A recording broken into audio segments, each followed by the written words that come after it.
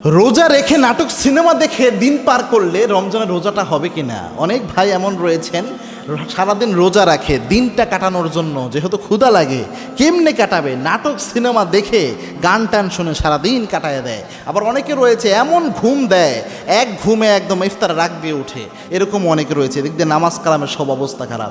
এই অবস্থায় এই ধরনের ব্যক্তিদের রমজানের রোজা হবে কিনা। 1450 বছর আগে এই ব্যাপারে আল্লাহর হাবিব সাল্লাল্লাহু আলাইহি ওয়াসাল্লাম চমৎকার একটা হাদিস আমাদের জন্য বলে গিয়েছেন। আল্লাহর হাবিব সাল্লাল্লাহু আলাইহি ওয়াসাল্লাম জানিয়েছেন, মান লাম ইয়াদা কাওলা যুর ওয়া আমালা বিহি, ওই ব্যক্তির নামাজ রোজার কোনো গুরুত্ব আল্লাহ রাব্বুল আলামিনের কাছে নাই। যেই ব্যক্তি সারাদিন না খেয়ে থাকলো কিন্তু তার মুখকে সে মিথ্যা কথা বলা থেকে, তার আমলকে সে অশ্লীলতা থেকে বিরত রাখতে পারলো না, ওই ব্যক্তির রোজার কোনো দাম আল্লাহর কাছে নাই। ওই ব্যক্তির না খেয়ে থাকার কোনো দাম আল্লাহর কাছে নাই।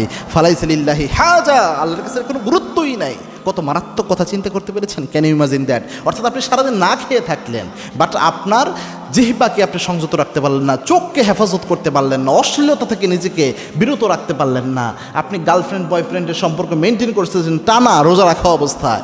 এই জিনিসের কোনো দাম ভ্যালু আল্লাহর কাছে নাই। এই জন্য খুব মারাত্মক একটা বিষয়। এই জন্য প্রিয় ভাইরা, রমজানের রোজা এসেছে আমাদের রহমত বরকত মাগফিরাত নিয়ে, আমাদের গুনাহ ঝরানোর জন্য। আমরা যেন অশ্লীলতা ব্যবহারের মাধ্যমে শুধু না খেয়ে থাকার নাম রোজাকে মনে না করি। রোজা শুধুমাত্র না খেয়ে পেটকে সংযম করার মাস নয়। এই রমজানের রোজা পেটকেও যেভাবে আপনি সংযত রাখতেছেন, ঠিক একইভাবে আপনার মনুষ্যত্বকে, আপনার অন্তরকে, আপনার নফসকে আপনি সংযত করবেন। এটার নামই হচ্ছে আসল রোজা। আপনি শুধু পেটকে না খেয়ে রাখলেন কিন্তু আপনার নফসকে আপনি যা ইচ্ছা তাই দিলেন, নফসকে কোনো কন্ট্রোল করতে পারলেন না, এটা কখনোই রোজা হতে পারে না। আল্লাহ রাব্বুল আলামিন আমাদের সকলকে এই জিনিসটা অনুধাবন করার তৌফিক দান করুন। আল্লাহুম্মা আমিন।